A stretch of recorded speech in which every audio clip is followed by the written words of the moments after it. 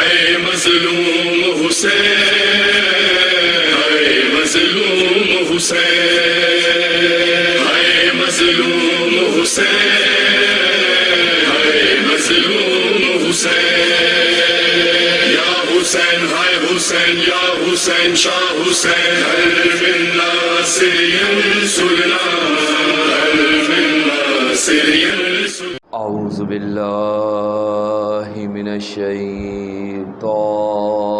الرجیم، بسم اللہ الرحمن الرحیم، الحمد للہ رب العالمین، والصلاة والسلام على سيدنا ونبينا ومولانا أبي القاسم محمد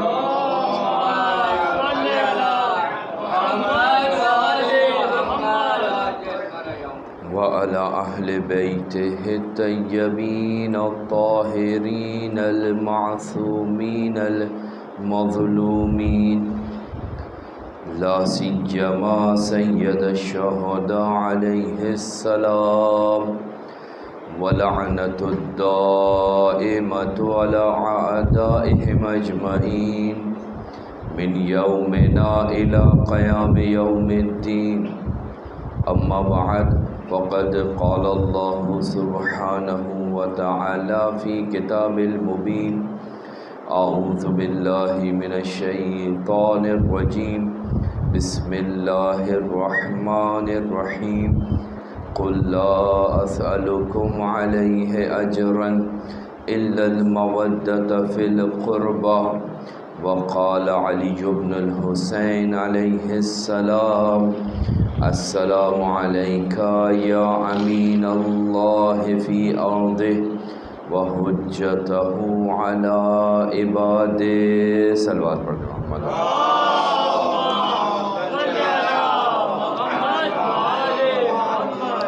پروردگار آپ کی عبادات کو اپنی بارگاہ میں قبول فرمائے، کوئی غم نہ دے سوائے غم اہل بیت کے۔ عزیزان محترم، جیسا کہ گزشتہ روز آپ کی خدمت میں عرض کیا کہ انشاءاللہ جو چند دن یہاں پر امام حسین علیہ السلام کی نوکری کرنے کی سعادت حاصل ہوئی ہے،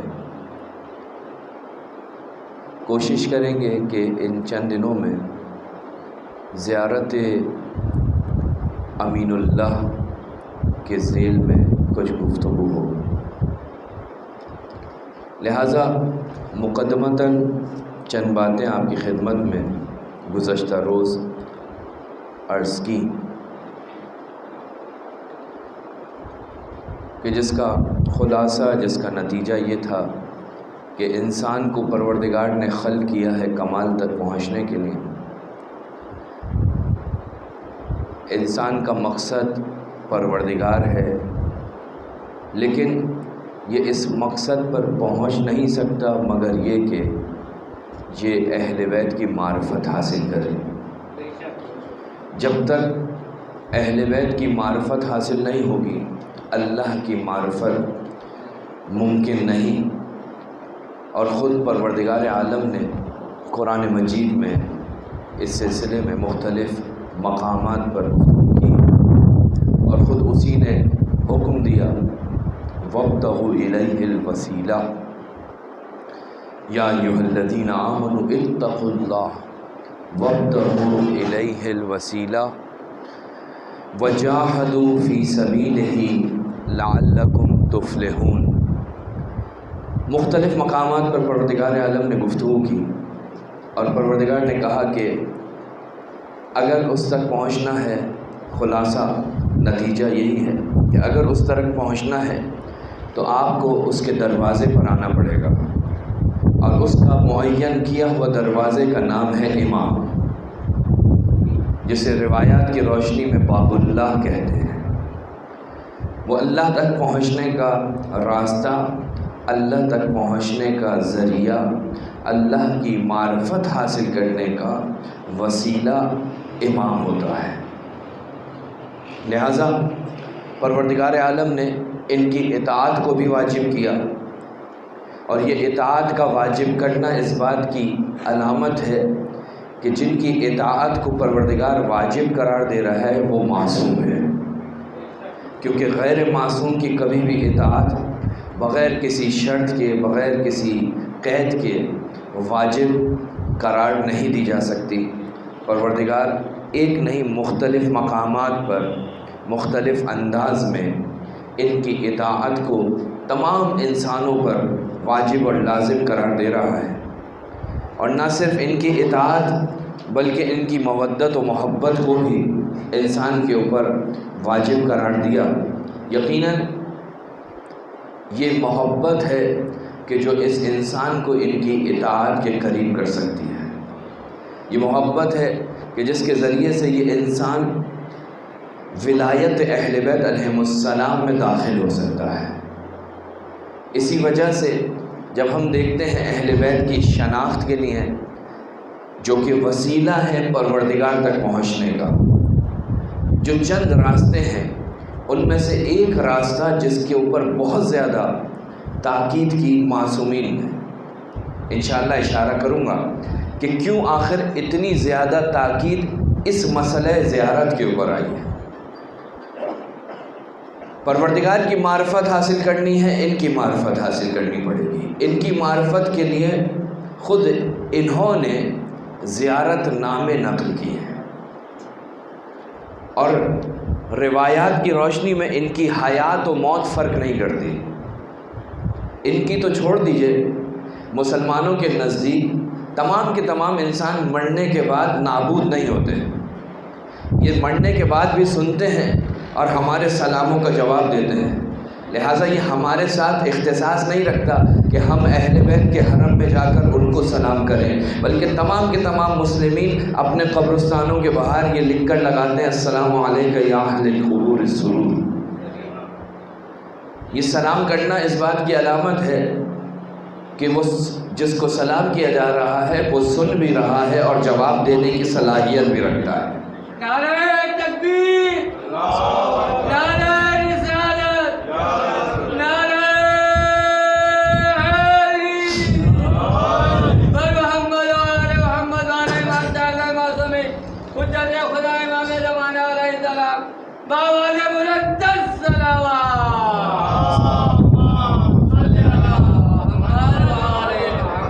زیارت کا مطلب ہی یہی ہے، زیارت فرق نہیں کرتا، آپ کسی کے پاس بھی چلے جائیں، اس کے سامنے کھڑے ہو جائیں، یہ اس کی زیارت کہلاتی ہے۔ اب آپ کسی قبرستان میں جا کر سلام کرتے ہیں، عام انسان ہے، لیکن کیا ہے، مسلمانوں کی ایک بڑی تعداد اس عقیدے کو رکھتی ہے کہ صاحب جب آپ قبرستان پہنچیں تو آداب قبرستان میں سے یہ ہے کہ ان کو سلام کیا جائے۔ تو سلام، اگر سلام کا جواب نہ آئے تو سلام کرنا لغو ہے، سلام کرنا فضول ہے۔ اس کا مطلب یہ ہے کہ جب آپ سلام کرتے ہیں، اور حکم الہی بھی ہے کہ سلام کا جواب واجب ہے، تو یہ ایسا نہیں ہے کہ صرف اور صرف آپ اور ہم اہل بیت سے وابستہ افراد ہی اہل بیت علیہ السلام کے مزاروں پر جاتے ہیں تو انہیں سلام کرتے ہیں، نہیں، بلکہ مسلمانوں کے اندر یہ سیرت انبیاء اور سیرت رسول خدا ہے کہ وہ جب قبرستان میں جاتے تھے تو سلام کرتے تھے۔ تو آپ اہل بیت کو سلام کرتے ہیں، فرق نہیں کرتا۔ اور یہ جو اہل بیت کو سلام کرنا ہے، خود اہل بیت کی نسبت یہ فرق نہیں کرتا کہ وہ حیات ہوں یا حیات نہ ہوں، اہل بیت کے لیے فرق نہیں کرتا۔ لہٰذا روایتیں ایک نہیں متعدد روایات ہمارے پاس موجود ہیں کہ جس میں معصومین یہ فرماتے ہیں، خود چھٹے امام امام جعفر صادق علیہ السلام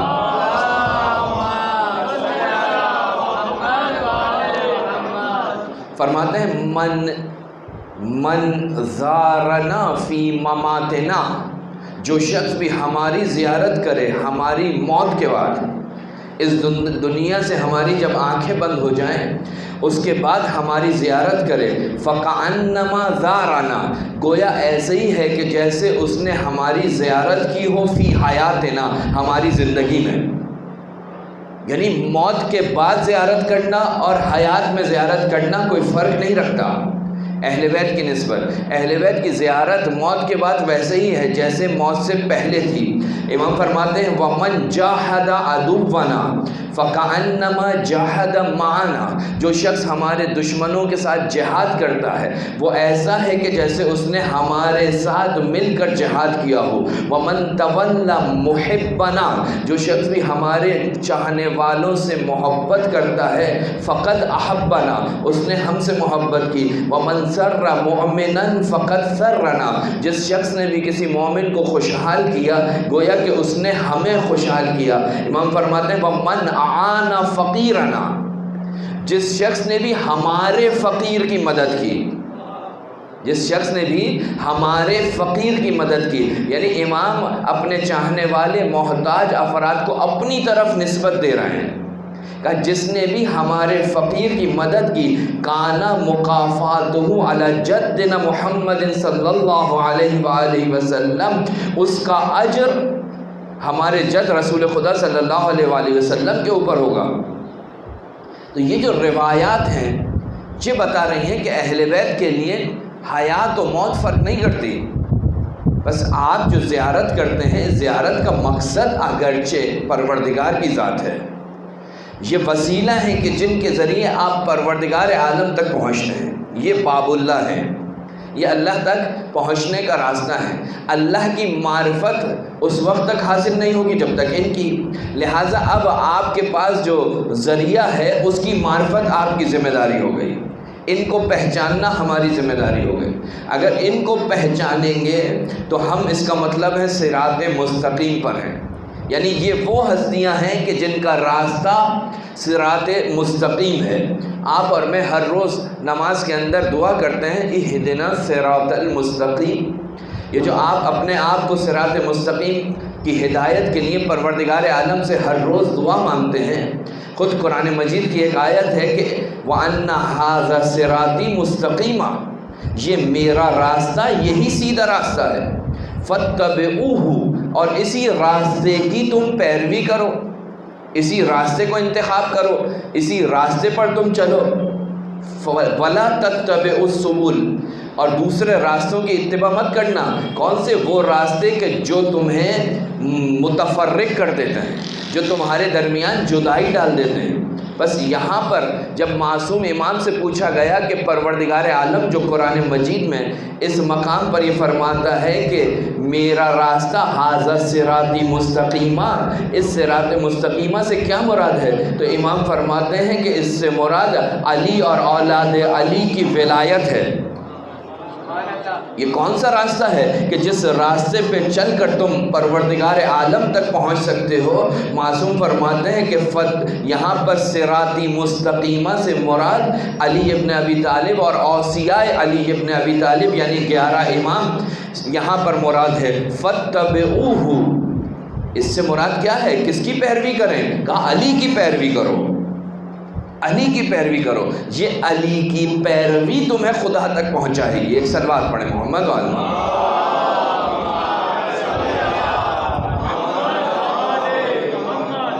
یہ اہل بیت خدا تک پہنچنے کا دروازہ ہے. لہٰذا ان کی نسبت سے جو ہماری ایک ذمہ داری عائد کی گئی ہے روایتوں میں وہ یہی ہے کہ ہم ان کی زیارت کریں، ہم ان کی زیارت پڑھیں اور ہم ان کی زیارت کریں.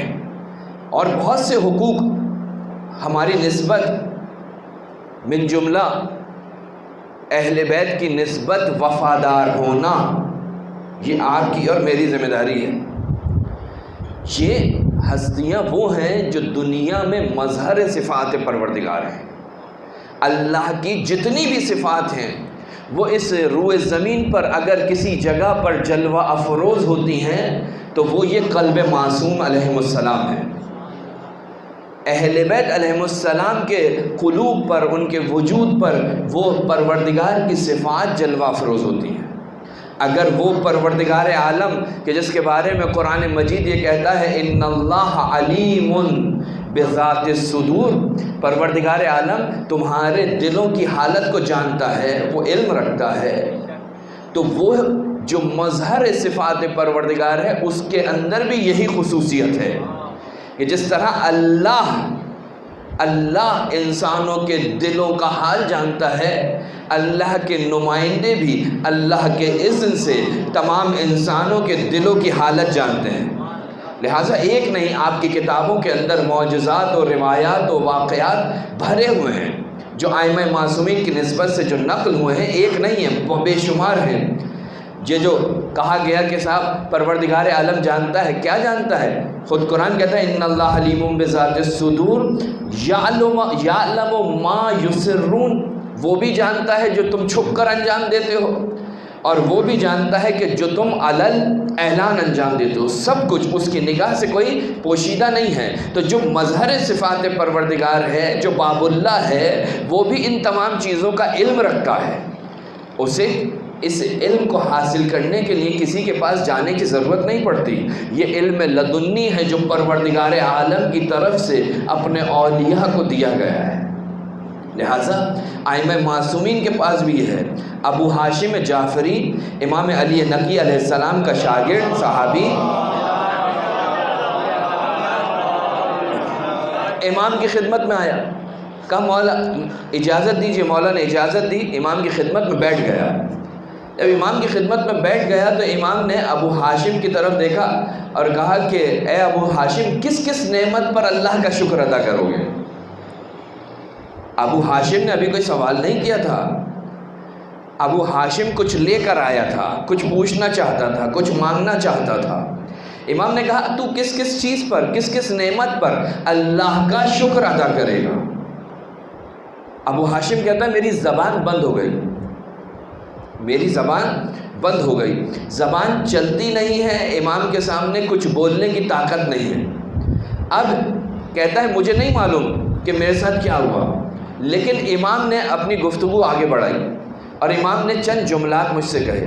کیا جملے کہے؟ امام نے فرمایا کہ رزقک الایمان فحرمک بدنک علی النار، پروردگار عالم نے تجھے رزق کے طور پر ایمان دیا۔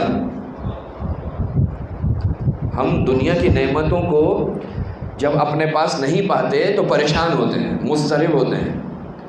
ایمان جو انسان کے دلوں کے بھید بہتر جانتا ہے، یہ کس لیے آیا ہے، یہ کس لیے پریشان ہے، اس کو پریشان نہیں ہونا چاہیے۔ کیوں؟ اس لیے کہ پروردگار عالم نے اگر اسے کچھ نہیں دیا تو اس کے مقابلے میں اس سے بہتر چیز عطا کی ہے۔ اب پروردگار عالم نے، امام فرما رہے ہیں رزقک الایمان فحرم بدنک علی الایمان، پروردگار عالم نے تجھے ایمان دیا اور اس ایمان کا اثر کیا تھا کہ تیرے اوپر آتش جہنم کو حرام کر دیا۔ تو اس کی قدر نہیں کرتا کہ تو دنیا کی مادی نعمتوں کے لیے اتنا پریشان، گیلا شکوہ کرنا چاہتا ہے؟ ابھی کیا نہیں تھا، ابھی دل کے اندر تھا۔ امام اس کی کیفیت کو دیکھ کر، اس کے دل کی حالت کو پڑھ کر اس سے گفتگو کر رہے ہیں۔ کہا تجھے پروردگار نے ایمان کی طاقت دی، ایمان جیسی نعمت دی رزق کے طور پر۔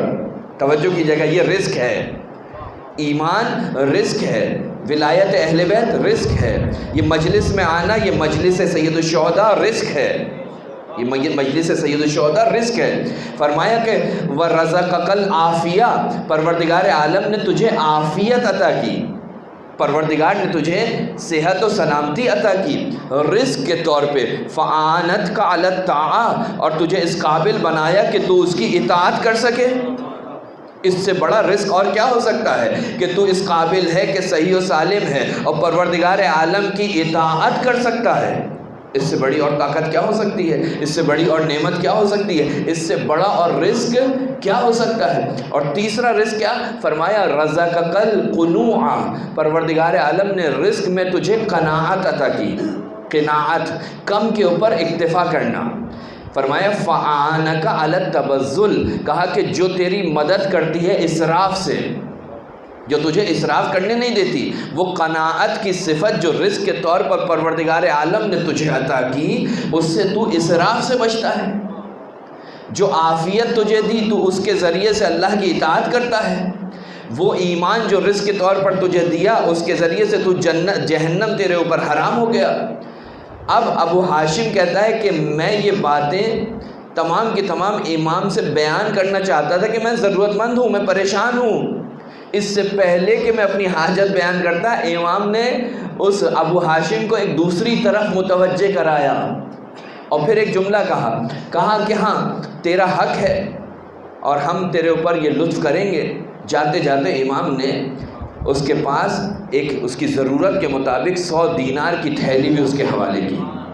ابھی تک اس نے اپنے منہ سے کچھ اظہار نہیں کیا تھا۔ جس طرح سے اللہ انسان کے دلوں کے بھید جانتا ہے، اس طرح سے باب اللہ تک پہنچنے کا وسیلہ یہ ائمہ معصومین تمام کے تمام انسانوں کے دلوں پر گزرنے والی حرکات و سکنات سے واقف ہیں۔ ایک صلوات پڑھیں محمد والا۔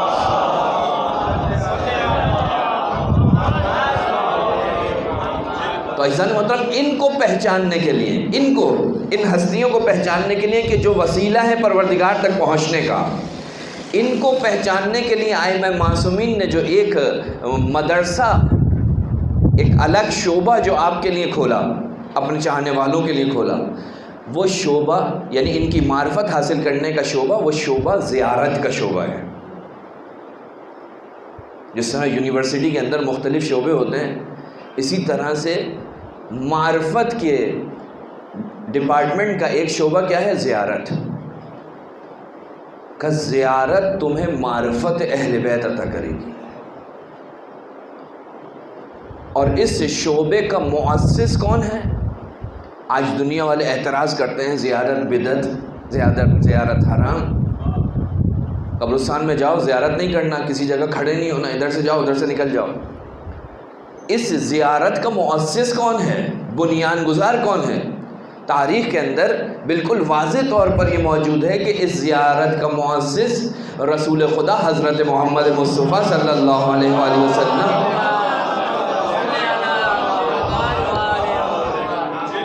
کی خود ذات مبارک ہے۔ آپ خود بقی جایا کرتے تھے اور بقی میں جا کر اہل بقی کو سلام کرتے تھے، السلام علی البقی وعلی اہل البقی۔ بقی پر سلام ہو اور بقی میں رہنے والوں پر میرا سلام ہو۔ اللہ کا نبی جا کر خود سلام کرتا تھا۔ یہی زیارت ہے نا۔ زیارت یعنی کیا؟ یعنی جائیں آپ اس کے سامنے کھڑے ہو جائیں، اس کو سلام کریں، اسی کا نام ہے زیارت۔ اللہ کا نبی اس عمل کا مؤسس ہے، بنیان گزار ہے۔ اس عمل کا بانی رسول خدا کی ذات ہے۔ خود رسول خدا بقی میں عثمان ابن مظعون کہ جو اللہ کے نبی کا بہترین ساتھی تھا، بہترین صحابی تھا، بقی کے اندر جب دفن ہوا تو اللہ کا نبی اس کی زیارت کے لیے مسلسل جایا کرتے تھے۔ یہ عثمان ابن مظعون کوئی معمولی شخصیت نہیں ہے، یہ وہ شخصیت ہے کہ جس کے لیے نہج البلاغہ میں امیر المومنین فرماتے ہیں کہ کان لی فیما مضی اخن، کا جو لوگ گزر گئے ان میں سے میرا ایک بھائی تھا۔ وہ بھائی کون ہے؟ عثمان ابن مظعون۔ عثمان ابن مظعون کو امیر المومنین اپنا بھائی کہہ کر پکارتے ہیں، کہ جس کی خصوصیت یہ تھی کہ وہ مجھے اچھا اس لیے لگتا تھا کہ اس کی آنکھ، اس کی نگاہ میں دنیا بہت حقیر تھی۔ علی سے میچ کرتا تھا، علی سے میچ کرتا تھا، علی سے اس کے اندر سنخیت پائی جاتی تھی، لہٰذا علی کے ساتھ تھا۔ اہل بیت کے ساتھ ہونے کے لیے اہل بیت کے نقش قدم پر چلنے کی ضرورت ہے۔ دیکھیں اہل بیت جیسا کوئی نہیں ہو سکتا، لیکن اپنے آپ کو اہل بیت کے رنگ میں تو ڈھال سکتا ہے، اس عمل کی کوشش تو کر سکتا ہے۔ یہ اگر کوئی کہے کہ میں اہل بیت کی طرح سے میں علی جیسا ہو جاؤں تو یہ ناممکن ہے، یہ تو نہیں ہو سکتا۔ علی معصوم ہے، علی کی اطاعت خدا نے واجب کی ہے، علی کا مقام ہم نہیں سمجھ سکتے، ہم علی جیسے تو نہیں ہو سکتے، لیکن علی کے غلام جیسے ہو سکتے ہیں، عثمان ابن مظعون جیسے ہو سکتے ہیں، کہ جس کو علی کہتا ہے کہ وہ میرا بھائی ہے۔ بھائی ہونے کی ایک بھائی کی خصوصیت کیا ہے؟ کہ اس کی خصوصیت یہ ہے، اس کی اس کی ایک خصوصیت یہ ہے کہ اس کی نگاہ میں دنیا بہت حقیر تھی، اور علی کی یہی خصوصیت تھی، علی یہی کہتا ہوا دکھائی دیتا ہے کہ دنیا کسی اور کو جا کر دھوکہ دینا، میں نے تجھے 3 طلاقیں دے دی۔ ایک سلوات پڑھیں محمد۔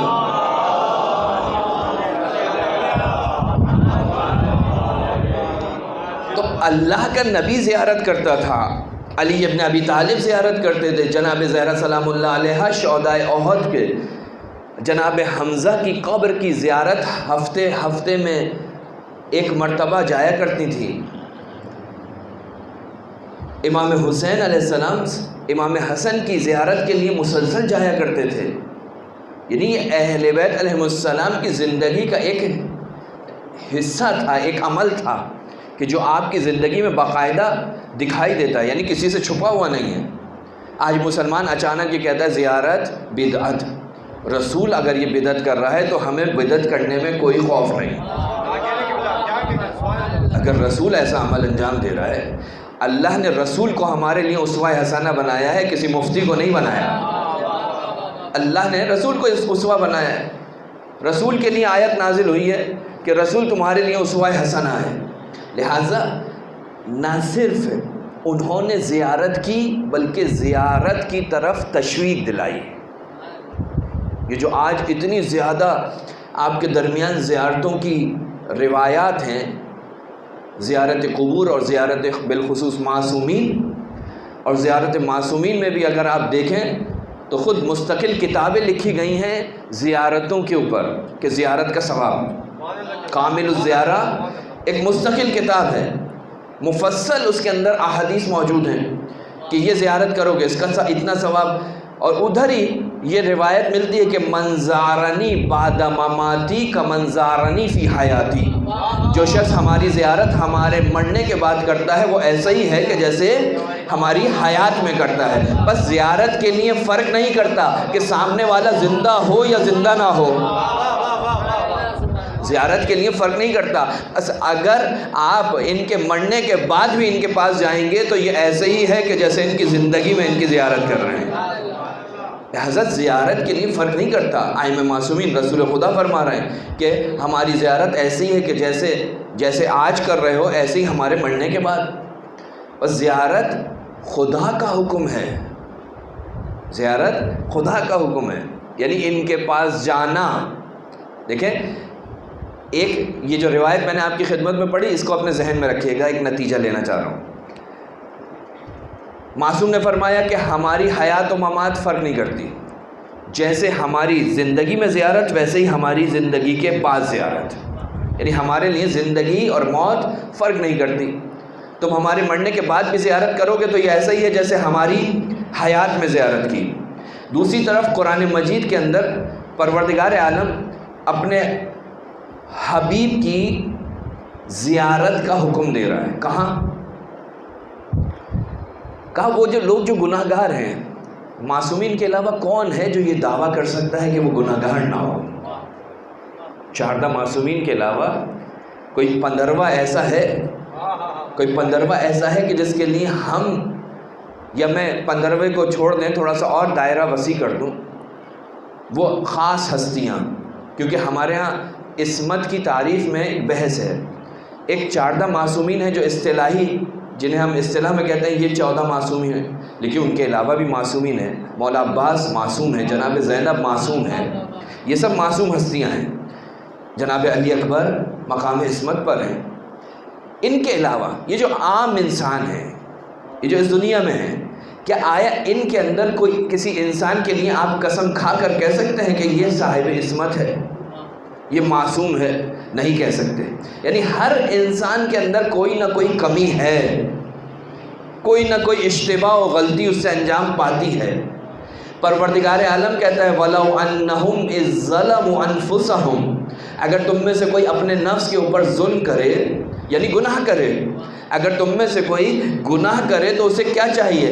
كَجَاءُوكَ فَاسْتَغْفِرُوا وَاسْتَغْفِرْ لَهُمْ الرَّسُولُ، کہا اسے چاہیے کہ وہ رسول خدا کے پاس جائے اور استغفار کرے، اسے چاہیے کہ وہ رسول خدا کے پاس جائے اور استغفار کرے، رسول بھی ان کے لیے استغفار کرے گا اور تم اللہ کو بہترین تواب و رحیم پاؤ گے۔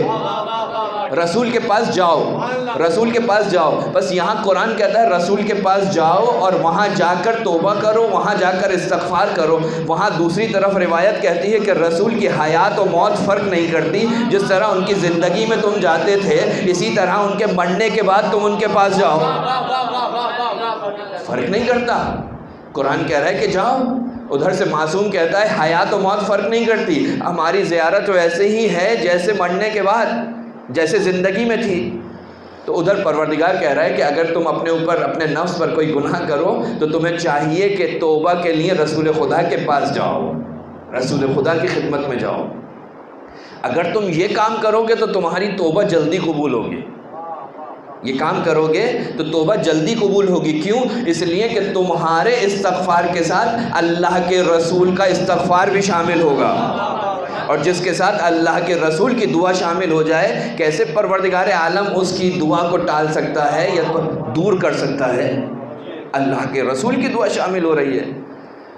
جو لوگ مسجد نبوی کی زیارت پر گئے ہیں انہوں نے وہاں پر ایک ستون دیکھا ہے، اور جو نہیں گئے اللہ انہیں وہاں کی زیارت نصیب فرمائے۔ مسجد النبوی میں مختلف ستون ہیں، اور ہر ستون کا، ہر پلر کا ایک نام ہے، اور اس کے پیچھے بالآخر اس کی ایک شان نزول ہے، ایک ہسٹری ہے، تاریخ ہے۔ انہی ستون کے اندر ایک ستون ہے جس کا نام ہے ستون ابو لبابہ۔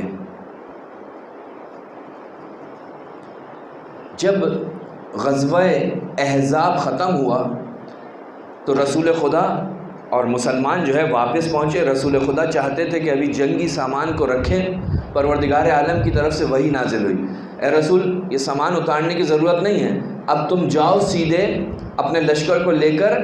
کہاں پر؟ کہا کہ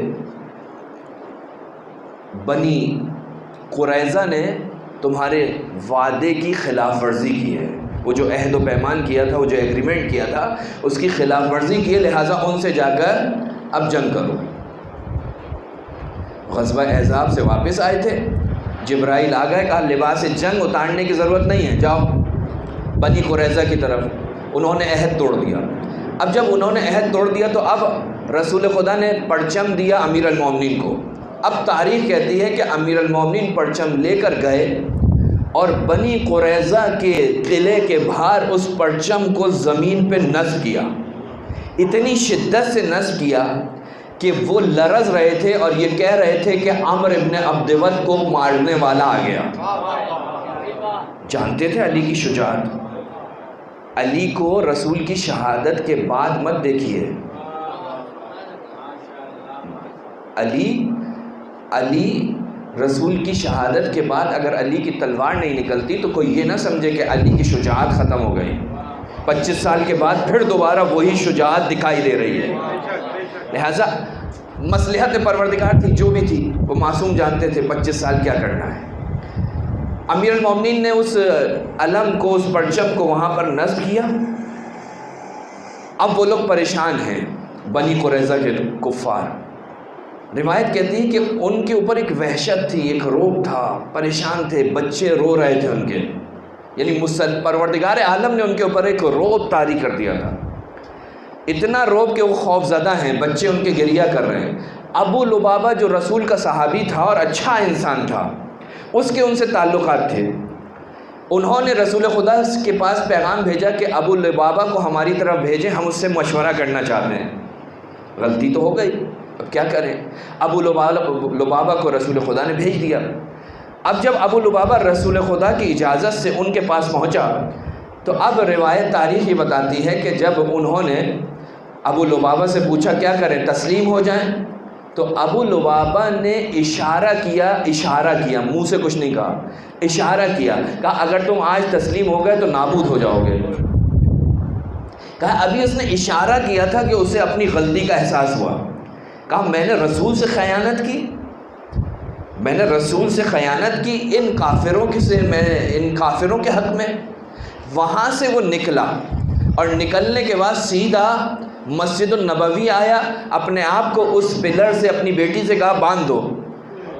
اب چند دنوں تک یہ شخص وہیں بندہ رہتا تھا، صرف نماز کے لیے کھلتا تھا، نہ کھانا ہے نہ روٹی۔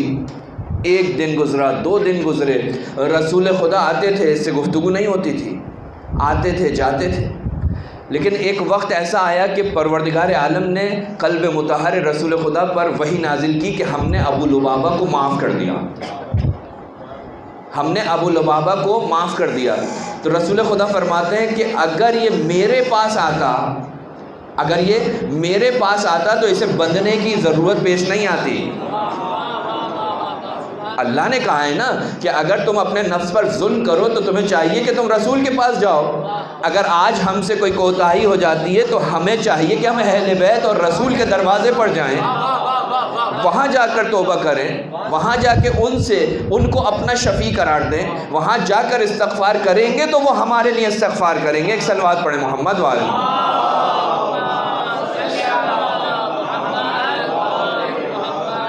یعنی اگر یہ میرے پاس آتا تو اسے اتنے انتظار کرنے کی ضرورت نہیں پڑتی۔ یہ جو 4-5 دن اس پلر سے بندہ رہا، نہ کھانا ہے نہ پانی ہے، گریہ زاری ہے، کہا اگر یہ میرے پاس آ جاتا تو اسے اتنے انتظار کرنے کی ضرورت نہیں پڑتی۔ اور عجیب روایت ہے یہ جب اس کی معافی نامہ خدا کی طرف سے آیا ہے تو روایت کہتی ہے کہ رسول خدا جو بالکل رسول کا حجرہ، جو لوگ وہاں گئے ہیں تو ابو لبابہ کا جو وہ ستون ہے اس کے پیچھے، اور اس کے پیچھے شہزادی کا، اللہ کے نبی نے وہ آیات میں جو آیا کہ معاف کر دیا، ابو لبابہ کو خود نہیں کہا بلکہ شہزادی سے کہا کہ تم کہہ دو ابو لبابہ سے کہ پروردگار نے تمہیں معاف کر دیا۔ عجیب ہے، کیا حکمت ہے پروردگار کی، کیا حکمت ہے رسول خدا کی، کیا بتانا چاہتے ہیں کہ فاطمہ کون ہے؟ یہ ہے مظہر رحمت پروردگار۔ اللہ کا نبی خود اعلان مغفرت نہیں کر رہا بلکہ کہتا ہے فاطمہ تم اعلان کر دو، تم ابو لبابہ کو بتا دو کہ پروردگار نے تجھے بخش دیا۔ عزیزان محترم، یہ بھی رسول سے محبت کرتا تھا، لہٰذا رسول کی خدمت میں اعلان کروا دیا۔ اس نے کہا کہ رسول خود آئیں اور مجھے کھولیں، میں اپنے آپ کو نہیں کھولوں گا۔ اللہ کا نبی آیا، اللہ کے نبی نے اسے کھولا۔ ایک صلوات پڑھے محمد والے۔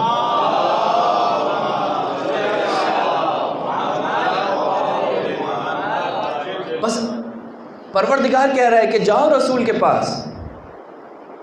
ادھر سے روایت کہہ رہی ہے کہ رسول کی حیات و ممات فرق نہیں کرتی، لہٰذا یہ قبر پرستی نہیں ہے، یہ عین توحید ہے۔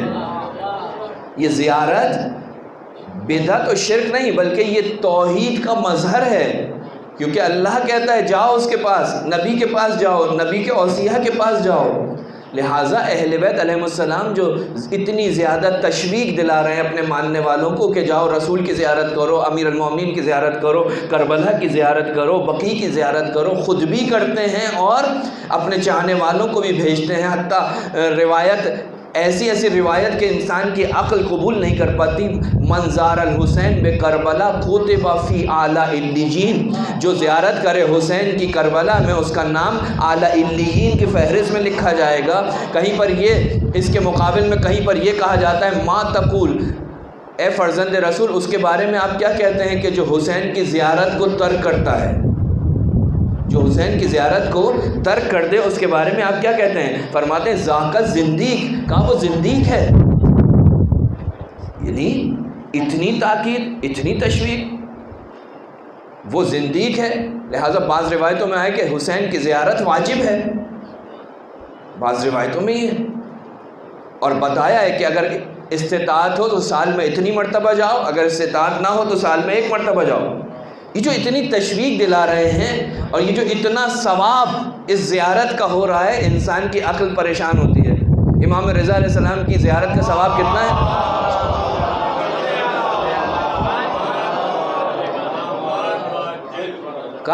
ثواب کتنا ہے؟ ایک روایت کہتی ہے 1 ملین یعنی 10 لاکھ حج مقبولہ کا ثواب علی ابن موسیٰ رضا کی زیارت کا ہے۔ کہا اگر کوئی شخص وہاں پر رات کو ٹھہرے امام کے جوار میں تو کہا وہ ایسے جیسے وہ عرش پر کھڑا ہو. کون ہے؟ بس اہل بیت خود ان زیارتوں کو انشاء کر رہے ہیں، خود زیارتیں آپ کے لیے، میرے لیے، اپنے چاہنے والوں کے لیے بیان کر رہے ہیں، اور ان زیارتوں کے اندر ان کی معرفت کے وسائل ہمارے لیے فراہم کر رہے ہیں.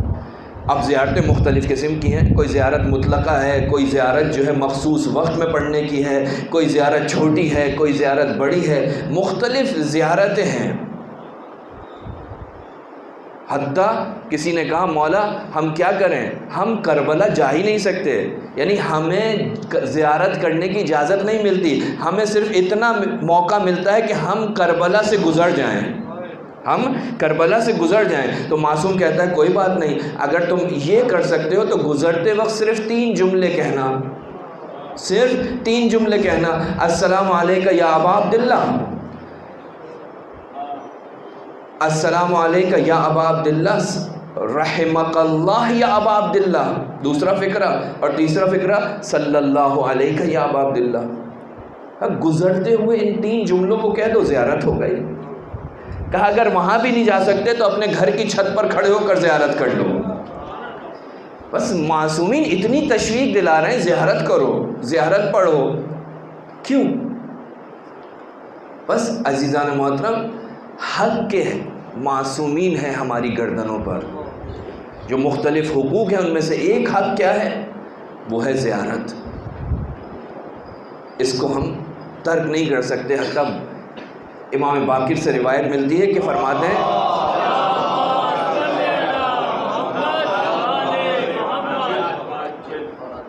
ہیں کہ اگر مجھے اس چیز کا خوف نہیں ہوتا کہ لوگ حج کو ترک کر دیں گے تو میں زیارت کے فضائل بیان کرتا ہوں. اتنے فضائل ہیں، اور کیوں نہ ہو، انسان کیوں نہیں سمجھ پاتا؟ وہ نبی جو یہ کہہ رہا ہے کہ جتنی اذیتیں مجھے پہنچیں اتنی اذیتیں کسی کو نہیں پہنچیں، آخری نبی کا قول ہے. جبکہ تاریخ اٹھا کے دیکھیے انبیاء کی، حضرت نوح کو اتنا ستاتے تھے، اتنا ظلم کرتے تھے کہ 3 دن تک حضرت نبی نوح بے ہوش رہتے تھے. کسی نبی کے جسم کے ٹکڑے کر رہے ہیں، کسی کی گردن کو کاٹ رہے ہیں، کسی کو جلا رہے ہیں. لیکن اللہ کا نبی، آخری نبی کیا کہتا ہے؟ کہ ہم جتنی اذیتیں مجھے پہنچی اتنی کسی کو نہیں. وہ جو سرور انبیاء ہے، جو سید الانبیاء ہے، وہ یہ کہہ رہا ہے، وہ یہ کہہ رہا ہے. اس نے راہ خدا میں کتنی مشکلات کا سامنا کیا ہے. عزیزان محترم، اگر ترازو کے 2 پلڑے جو آپ دیکھتے ہیں، ایک پلڑے میں کار رسالت، کہ جس کے بارے میں اللہ کا نبی کہہ رہا ہے میں نے اتنی تکلیفیں اٹھائیں کہ کوئی نبی بھی اتنی تکلیفیں کسی نے نہیں اٹھائیں.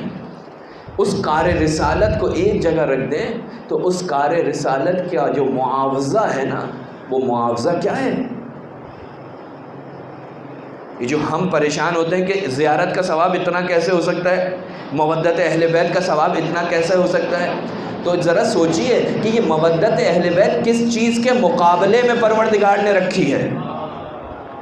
یعنی کار رسالت، جو اللہ کا نبی جو سب سے اہم کام کر کے جا رہا ہے، وہ کام کہ جس کی راہ میں اس نے تمام کے تمام انبیاء سے زیادہ اذیتیں اٹھائیں، اس کام کے مقابلے میں ترازو کے دوسرے پلڑے میں جو چیز پروردگار رکھ رہا ہے اس کا نام ہے محبت اہل بیت.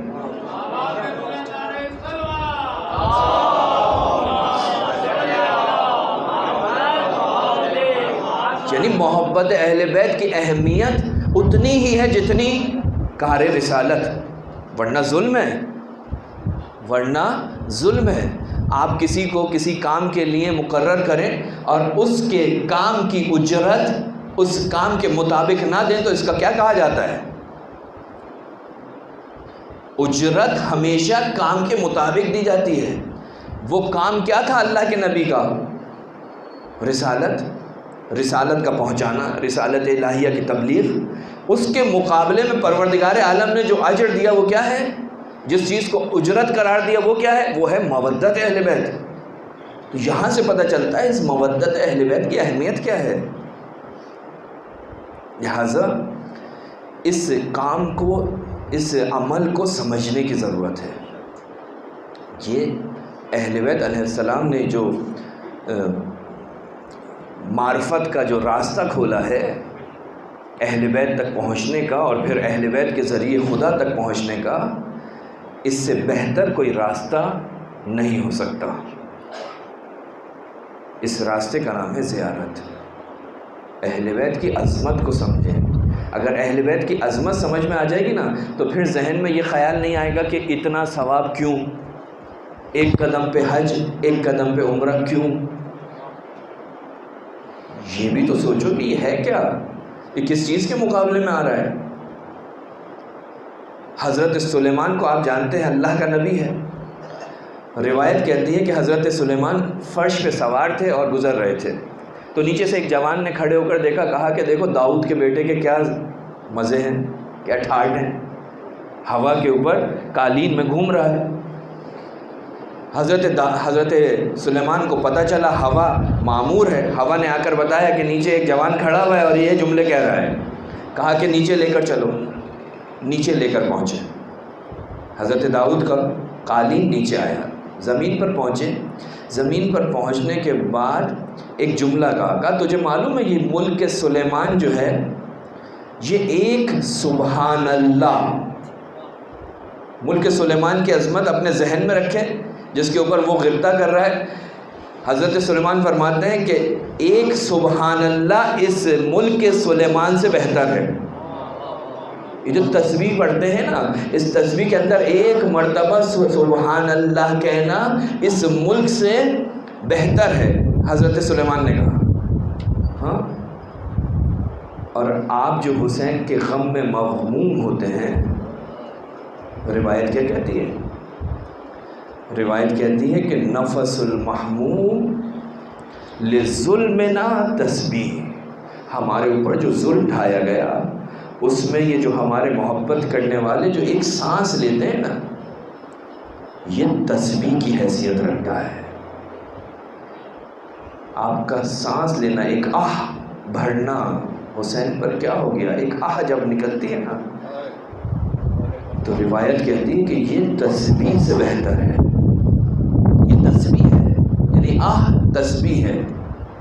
اس نفس کا، اس سانس کا ثواب تسبیح کا ثواب ہے۔ ادھر کہا تسبیح ملک سلیمان سے بہتر ہے، ادھر کہا حسین کے غم میں، اہل بیت کے غم میں سانس لینا تسبیح ہے۔ عزیزان محترم، محبت اہل بیت کی اہمیت ہے، اور یہ زیارت نہ کرنا اہل بیت کی خدمت میں جفا ہے چاہنے والوں کی نسبت سے۔ سلیمان فارسی رسول خدا کی دختر کی زیارت کے لیے نہیں گئے۔ امیر المومنین نے کہا اے سلمان، فاطمہ تمہیں بلاتی ہے۔ جب کافی دن کے بعد گئے نا تو جناب زہرا سلام اللہ علیہ نے سلمان سے کیا کہا کہ سلمان کیوں نہیں آتے ہماری زیارت کو، تم کیوں جفاف، تو کہا کہ کیوں تو ہماری نسبت سے جفا کرتا ہے، یعنی اہل بیت کی زیارت نہ کرنا ان کے حق میں جفا ہے۔ یہ محبت کرنے والوں کے لیے ہے، یہ ان کے ماننے والوں کے لیے ہے۔ اگر کوئی ماننے والا ان کی زیارت نہ کرے تو یہ جفا ہے ان کی حق میں۔ لہذا سلمان کہتے ہیں کہ بیوی مجھ سے دیکھا نہیں جاتا، مجھ سے برداشت نہیں ہوتا، اپنی جگہ وہ سب چیزیں اپنی جگہ، لیکن تمہاری ذمہ داری کیا ہے؟ ان کی زیارت کرنا۔ ہاں عزیزو، یہ اہل بیت کا مقام ہے، یہ اہل بیت کی عظمت ہے۔ آپ کی اور میری ذمہ داری ہے وہ مکتب جو انہوں نے کھولا ہے، جس کی بنیاد رسول خدا نے رکھی گئی، یعنی زیارت، اس کو سمجھیں اور اس کو پڑھیں اور اس کے ذریعے سے ان کی معرفت حاصل کریں اور ان کی معرفت کے ذریعے پروردگار تک پہنچیں۔ یہی آپ کی اور میری زندگی کا مقصد ہے۔ انشاءاللہ مزید اس پر گفتگو ہوگی زیارت امین اللہ پر، لیکن اپنی گفتگو کو یہیں پر روکتا ہوں۔ ہمارے ظلم پر آہ بھرنا، سانس لینا کا تسبیح ہے۔ مولا کس کس کس مصیبت پر ہم آہ بھریں، کس کس مصیبت کو ہم یاد کر کے اپنی آوازوں کو بلند کریں۔ اتنی بڑی بڑی مصیبتیں ہیں، اتنی بڑی بڑی مصیبتیں ہیں. ایک مصیبت تو ایسی ہے کہ جس نے زینب کی کمر کو جھکا دیا. ایک مصیبت تو ایسی ہے کہ جس نے زینب کے بالوں کو سفید کر دیا. کون سی مصیبت ہے؟ جب زینب مدینے پہنچی ہیں آپ سنتے ہیں نا علماء سے کہ جب جناب زینب مدینے پہنچی تو جناب عبداللہ جناب زینب کو پہچان نہیں سکے. کیوں؟ کہا زینب بوڑھی ہو چکی تھی، زینب کے سر کے بال سفید ہو گئے تھے، زینب کی کمر جھک چکی تھی. جب مدینے کے لوگوں نے، مدینے کی عورتوں نے بی بی سے پوچھا نا، اے بی بی سب سے بڑی مصیبت کون سی تھی؟ کہا کہ سکینہ کی زندان شام میں موت. سکینہ کی موت جو زندان شام میں ہوئی، اس موت نے میرے بالوں کو سفید کر دیا، میری کمر کو جھکا دیا. اجرکم اللہ. ہم کون سی مصیبت کو یاد کریں؟ یہ بی بی کون ہے کہ جس نے زینب کو بوڑھا کر دیا؟ جب زینب کا یہ حال ہے تو بھائی سید سجاد کے دل پر کیا گزری ہوگی؟ کون ہے سکینہ؟ وہ ہے سکینہ کہ جو اپنے بابا کے سینے پر سوتی تھی. یہ سکینہ وہ ہے کہ جو آخری وقت تک اپنے بابا سے ایک تقاضا کر رہی تھی. مجھے نہیں معلوم اس وقت حسین کے دل پر کیا گزری تھی کہ جب سکینہ نے کہا تھا بابا پانی کا بندوبست ہو سکتا ہے، ہمیں پانی مل سکتا ہے، تو روایت کہتی ہے کہ حسین آخری وقت اس نہر پر پہنچے ہیں اور پانی لانا چاہتے تھے. ایک مرتبہ ایک ملون نے جب دیکھا حسین نہر فرات پر ہیں، پانی لے رہے ہیں، تو آواز لگائی حسین تم پانی لے رہے ہو، ادھر اشیاء نے تمہارے خیموں پر حملہ کر دیا. حسین نے پانی کو چھوڑا، حسین واپس خیمے کی طرف پہنچے. اب جو پلٹ کر خیمے کی طرف پہنچے تو وہاں کوئی حملہ آور موجود نہیں تھا. لیکن حسین کے لیے کتنا مصیبت کا وقت تھا کہ جب حسین کی سواری خیمے کے قریب پہنچی ہے نا، تو گھوڑے کی ٹاپوں کی آواز سن کر حسین کی بیٹی خیمے سے باہر نکلی اور کہا بابا پانی لے آئے، بابا پانی لے آئے. حسین کے لیے کتنی مشکل وقت تھا، کتنا مشکل کا وقت تھا کہ جب بیٹی نے سوال کیا بابا پانی لے آئے، بابا پانی لے آئے. یہ بیٹی کتنی مصیبتیں دیکھ رہی ہے اس محبت کی وجہ سے. کبھی اسے تازیانے لگتے ہیں، کبھی اسے درے لگتے ہیں، کبھی اسے تماچے کھانے پڑتے ہیں. جب کوفے میں کسی عورت نے اس بی بی کو دیکھا تھا تو اس بی بی کی کیفیت کیا تھی؟ اس معصومہ کی کیفیت کیا تھی؟ رخسار نیلے تھے، کانوں میں خون جمع ہوا تھا. ارے اگر کسی نے پوچھا ہوگا کہ اس بچی کے ساتھ یہ کیا ہوا تو کیا جواب دیا ہوگا؟ ارے یہی تو کہا ہوگا کہ جب یہ اپنے بابا کو پکارتی ہے تو کوئی پانی نہیں دیتا، کوئی دست شفقت اس کے سر پر نہیں پھیرتا، بلکہ کوئی تماچے مارتا ہے. ارے یہ وہ بی بی ہے کہ جو اتنی کم سنی کے عالم میں اس کے گوشوارے ملون نے اتارے نہیں ہیں. ارے ملون نے گوشواروں کو چھینا ہے. اجرکم اللہ. کبھی یہ سواری سے گر جاتی ہے، ارے کبھی اسے بڑوں کے ساتھ ایک ہی رسن میں باندھ دیا جاتا ہے. ایک ہاتھ گلے پر ہوتا ہے، ایک ہاتھ سے چہرے کو چھپائے ہوئے ہوتی ہے. کبھی دربار کوفہ میں جاتی ہے، کبھی دربار شام میں جاتی ہے. اور دربار شام میں اس نے جو مصیبتیں دیکھی، خدا کسی بچی کو اپنے باپ کی یہ مصیبت نہ دکھائے. تاریخ کہتی ہے ایک مرتبہ یہ بچی اس دربار میں موجود ہے، ملون کے تخت کے سامنے اس کے بابا کا سر رکھا ہوا ہے، ہاتھ میں ایک چھڑی ہے. ملون بات کرتا جاتا ہے اور حسین کے دانتوں پر چھڑی مارتا جاتا ہے.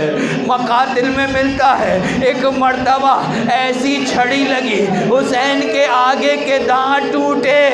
ارے سکینہ نے اپنا سر پیٹا، ارے بابا اے کاش کہ میں زندہ نہ ہوتی، اے بابا اے کاش کہ میں اندھی ہو گئی ہوتی، ارے یہ دن تو نہ دیکھنا پڑتا. اجرکم اللہ. ایک مرتبہ جب ان قیدیوں کو زندان منتقل کر دیا گیا نا، تو اب تاریخ کہتی ہے کہ ہر روز اس بچی کا اپنے بھائی سے ایک سوال ہوتا تھا، کہا بھیا یہ پرندے کہاں جا رہے ہیں؟ بھیا یہ پرندے کہاں جا رہے ہیں؟ تو بھائی جواب دیتا تھا بیٹا اے بہن یہ اپنے گھروں کی طرف جا رہے ہیں۔ تو دوسرا سوال سکینہ کا یہی ہوتا تھا بھیا ہم کب اپنے گھروں کی طرف جائیں گے؟ جب میرا دل کہتا ہے میں کہوں گا بی بی آج سے تیرا گھر یہی زندان ہے، ارے سب چلے جائیں گے لیکن تو اسی زندان میں رہے گی۔ ارے وہ رات بھی آئی، ایک مرتبہ بی بی خواب سے بیدار ہوئی، کہا اینا ابی، میرا بابا کہاں ہے، میرا بابا کہاں ہے؟ تاریخ کہتی ہے بیویوں نے کہا ارے تیرا بابا یہاں نہیں، کہا ابھی میں نے یہی دیکھا تھا، بس یہ سننا تھا۔ بیویوں نے گریہ شروع کیا، بی حسین کی بیٹی گریہ کرتی ہے، آواز بلند ہوئی، ملون کے کانوں تک پہنچی، کہا کیا بات ہے؟ کہا حسین کی بیٹی نے اپنے بابا کو خواب میں دیکھا، ارے اسے یاد کر کر روتی ہے۔ ایک مرتبہ حکم دیا جاؤ حسین کو بھیج دو، جاؤ حسین کو بھیج دو۔ حسین کا کٹا ہوا سر ایک تشت میں رکھا، اس پر رومال ڈھکا گیا، ارے وہ خیمے اس زندان شام میں آیا۔ اب جو سکینہ کے سامنے تشت آیا، کہا یہ تشت کیا ہے؟ کہا کہ تو ہی تو بلا رہی تھی اپنے بابا کو، تیرا بابا آ گیا۔ ارے رومال کو ہٹایا تو کیا دیکھا؟ باپ کا کٹا ہوا سر، ارے اپنے رخسار کو بابا کے رخسار پہ رکھا، ایک جملہ کہا بابا تیری یہ حالت کس نے بنا دی؟ بابا تیری ریش کو کس نے تیرے لہو سے خضاب کر دیا؟ ارے بابا تیرے بعد ہم یتیموں پر کیسی مصیبتیں آن پڑی۔ ایک مرتبہ سکینہ کی آواز بند ہوئی، بیویاں سمجھی شاید بچی سو گئی، اب جو قریب آ کر دیکھا تو کیا دیکھا؟ بچی کی روح پرواز کر گئی۔ ارے سید سجاد پر کیا گزری مجھے نہیں معلوم، لیکن مقاتل میں مختلف روایتیں ہیں۔ ایک روایت کے مطابق ارے غسالہ کو بلایا گیا، ارے غسل دیتے دیتے غسل چھوڑ کر واپس آئی، کہا یہ بتاؤ اس بچی کی ماں کہاں ہے؟ کہا ماں کا کیوں پوچھتی ہے؟ کہا مجھے یہ بتاؤ اس بچی کو کیا بیماری تھی؟ کہا کوئی بیماری نہیں تھی۔ کہا اگر بیماری نہیں تھی تو یہ بتاؤ اس کے بدن پر یہ نیلے نشان کیسے؟ کہا ارے یہ بیماری کے نہیں، جب اپنے بابا کو پکارتی تھی تو کوئی دست شفقت نہیں، ارے کوئی تازیانے مارتا تھا، کوئی درے مارتا تھا۔ ارے سید سجاد نے کیسے قبر میں اتارا، لیکن جب زینب کربلا پہنچی تو ایک جملہ کہا اے بھیا میں ساری امانتیں لے آئی لیکن تم سے شرمندہ ہوں، تمہاری سکینہ کو زندان شام۔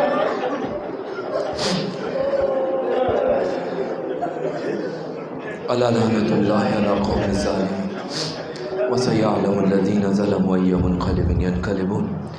پروردگار ہماری عبادت اپنی بارگاہ میں قبول فرما، ہمیں قرآن و اہل بیت سے متمسک رہنے کی توفیق عطا فرما، ہمیں معرفت پروردگار اور وہ جو راستہ معرفت پروردگار حاصل کرنے کا یعنی ائمہ معصومین کی معرفت حاصل کرنے کی توفیق عطا فرما، دشمنان اسلام، دشمنان تشیع، دشمنان پاکستان کو نیست و نابود فرما، جو مومنین بیمار بحق کے بیماری کربلا میں شفاء کاملہ عاجلہ عطا فرما، ہمارے وقت کے امام کے ظہور میں تعجیل فرما، ہمیں ان کے امام انصار میں شامل فرما۔